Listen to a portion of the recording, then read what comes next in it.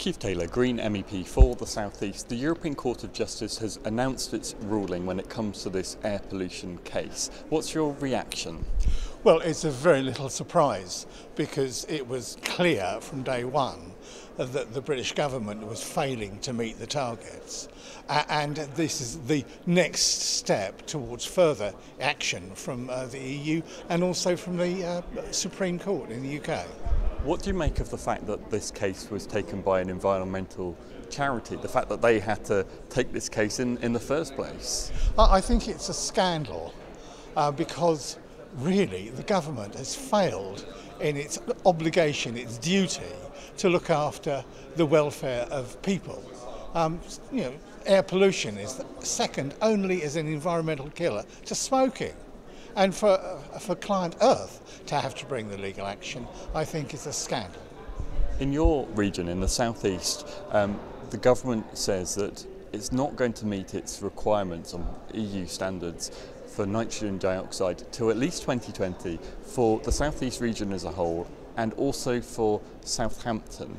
How concerning is that to you, considering these targets were meant to have been reached first in 2010? Well, I think it's really concerning because the fact is, according to the government, 29,000 people a year are dying through the effects of air pollution. And that's not going to get any better without the government taking it seriously. What does it mean for the government to take it seriously? What should they now do? What do they need to take on board having received this judgment from the European Court? Well, I think the first thing the government should be doing is formalising the low emission zone idea on a national basis. At the moment, the government is leaving it up to local authorities to introduce LEZs, but I think there should be a national strategy. Aside from that, we need more investment in less damaging transport, and we need to actually think of a way of de-incentivising the diesel engine, because that is where nitrogen oxide is coming from. Is there a willingness, do you think, for the government to act, and who is going to pay for it, given that money is very short, particularly with local councils at the moment?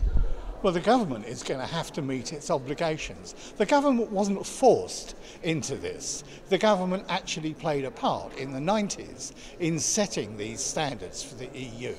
Now, the governments from the Labour Party and the coalition government have failed miserably to actually address this problem seriously. This is going to leave the government with a bit of a headache. They're told by the court that they should meet these targets in the shortest time as possible. I mean, that is rather vague, and according to the environmentalists, we'll get some clarification on what that means from the Supreme Court. But nonetheless, one would have thought that 2020 or 2025 is not as soon as possible. What's your interpretation? What would we now expect? Well, it's not an easy nut to crack. There are lots and lots of measures which must be taken, like sustainable transport plans, like design planning, actually reducing the need to travel by private motor car, encouraging walking and cycling.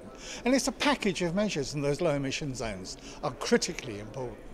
It's a package of measures, and I think what needs to happen is the government needs to be seen to be doing something, rather than for the last 10 years it's just been trying to kick the problem into the long grass. And so the government needs to act positively and with an intent.